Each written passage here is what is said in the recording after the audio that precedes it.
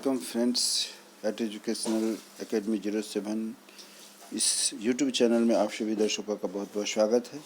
आज हम लोग चर्चा करने जा रहे हैं, जैसा कि आप हेडिंग देख रहे हैं, कि बिहार सरकार के द्वारा मध्य विद्यालयों में रात्रि प्रहरी की बहाली की प्रक्रिया शुरू होने वाली है। राज्य में लगभग 28,140 स्कूल हैं जिसमें कि रात्रि प्रहरी की बहाली की प्रक्रिया शुरू होगी।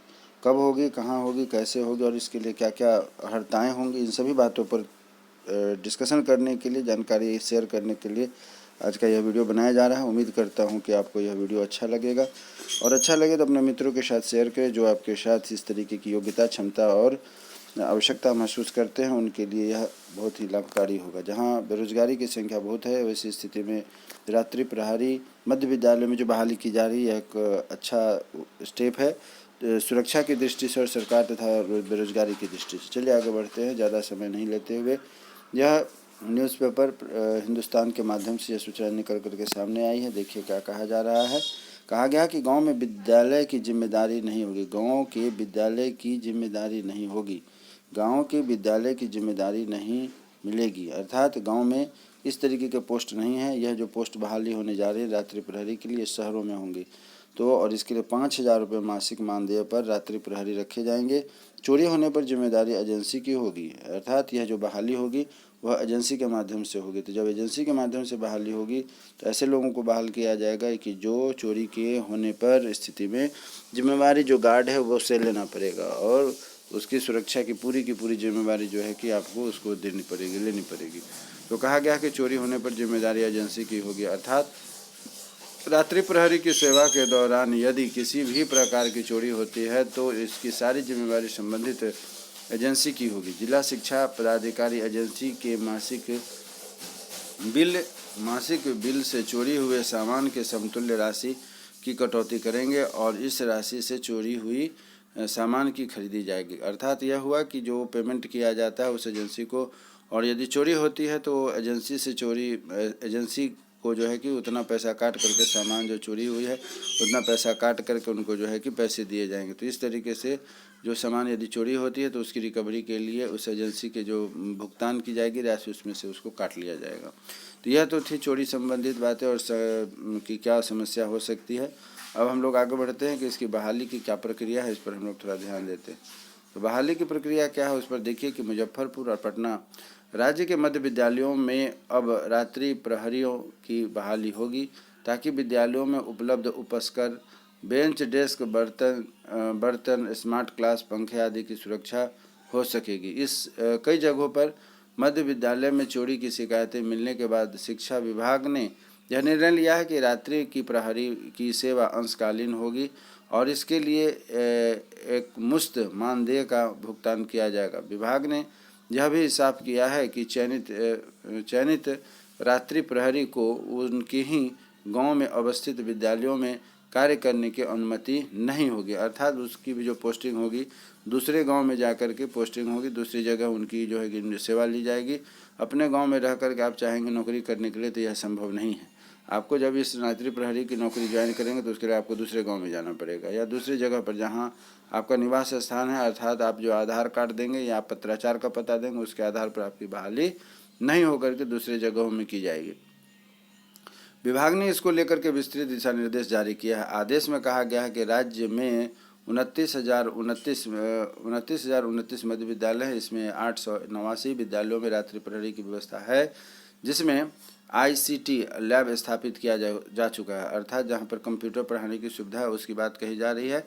ICT में लैब की उपस्थिति है। अब शेष 28,140 विद्यालयों में भी 5,000 रुपये मासिक मानदेय पर रात्रि प्रहरी रखे जाएंगे। विभाग ने कहा है कि सभी विद्यालयों में साफ सफाई के लिए एजेंसी की सेवा ली जा रही है। एजेंसी की कर्मियों के द्वारा शौचालय एवं परिसर की सफाई की जाती है। ऐसे में यह बेहतर होगा कि सफाई कर्मी को ही उस विद्यालय की रात्रि प्रहरी की जिम्मेवारी दे दी जाए।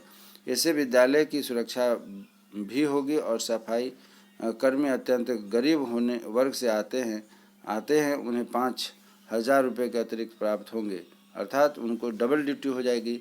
रात्रि में रात्रि प्रहरी का काम करेंगे और दिन में साफ सफाई के काम करेंगे, तो इस प्रकार जो है कि उनको डबल इनकम हो जाएगी और सरकार को भी इसमें काफ़ी सुविधा होगी। विभाग ने यह भी कहा है कि मध्याह्न भोजन सरकार ने यह भी कहा है कि मध्याह्न भोजन योजना के तहत कार्यरत पुरुष रसोइये को ही रात्रि प्रहरी के रूप में कार्य की अनुमति दी जाएगी और यह ध्यान रखा जाएगा कि जिन विद्यालयों में रसोइयों की रात्रि प्रहरी के रूप में रखा जाएगा वहाँ पर सफाई कर्मी की जिम्मेदारी नहीं दी जाए। कहने का मतलब हुआ जो सफाई कर्मचारी है वो रात्रि प्रहरी का काम करेंगे या फिर रसोइया का जो काम कर रहा है उन व्यक्ति को रात्रि प्रहरी का काम दिया जाएगा। और एक ही व्यक्ति को दोनों काम नहीं दिया जा सकता है कि सफाई भी कर लें, खाना भी बना लें और रात्रि प्रहरी का भी काम करें। अर्थात यह हुआ कि यहाँ पर दो ऑप्शन दिए गए हैं, या तो फिर सफाई कर्मी होंगे वो रात्रि प्रहरी का काम करेंगे या फिर रसोइया का जो काम होगी वह रात्रि प्रहरी का काम करेंगे। संबंधित एजेंसी रात्रि प्रहरी को वर्दी में भी उपलब्ध कराई जाएगी जिससे उनकी पहचान सहजता से हो सकेगी। तो इस प्रकार आप देख रहे हैं कि इनको जो है व्यवस्था दी जा रही है रात्रि प्रहरी का। और कुछ मुख्य बातें हैं कि जैसे कि विभाग की सलाह सफाई कर्मी रसोइयों को ही प्रहरी बनाना होगा बेहतर। यह जो है कि सलाह दी गई है कि विभाग से जो नए लोगों की बहाली नहीं करके एक व्यक्ति को 2 ड्यूटी दी जाएगी, एक रात्रि प्रहरी का और दूसरा जो है कि या तो सफाई कर्मियों का काम करेंगे या फिर रसोइया का काम करेंगे। मुख्य बात और है, कुछ समझते चलिए कि माध्यमिक विद्यालयों में भी यही व्यवस्था होगी। विभाग ने जारी आदेश में कहा है कि राज्य में 5,921 माध्यमिक विद्यालयों में पूर्व से रात्रि प्रहरी की व्यवस्था है। इसके बाद भी इस विद्यालयों के समान उपस्कर की चोरी होने की शिकायत होती रहती है। ऐसे में यह उचित होगा कि उन रात्रि प्रहरियों की सेवा भी उन्हीं हाउसकीपिंग एजेंसी के माध्यम से की जाए ताकि संबंधित एजेंसी यह जिम्मा ले सके कि कोई सामान चोरी होती है तो उसकी भरपाई उसके मासिक वेतन या मासिक बिल से की जाएगी। तो इस प्रकार आपने देखा कि अगर रात्रि प्रहरी की बहाली होती है तो वैसी स्थिति में कैसे वहाँ की सुरक्षा चाक चौबंद हो सकेगी और कैसे वहाँ के सामान की सुरक्षा होगी, पूरी डिटेल्स आपको जानकारी मिल गई होगी। उम्मीद करता हूँ कि यदि आप भी इस रात्रि प्रहरी के पात्रता में अगर अपने आप को सूटेबल पाते हैं तो आप भी उस प्रयास में लग जाएं जिससे कि आपके घर के, परिवार की, समाज की, स्कूल की हर जगह प्रहरी की जो आवश्यकता है वह आपकी आवश्यकता को पूर्ति कर सके। चलिए, आप हमारे साथ बने रहे। आपने हमारे वीडियो को शुरू से आखिरी तक देखा। अब आपसे आग्रह है कि लाइक, शेयर और सब्सक्राइब कर दें जिससे कि आपके मित्रों को भी इसका अधिक से अधिक लाभ मिल सकेगा। आपने हमारे वीडियो को देखा, इसके लिए बहुत बहुत धन्यवाद। हमारी आपकी फिर से मुलाकात होगी एक नए वीडियो में नए टॉपिक के साथ। तब तक नमस्कार, जय हिंद।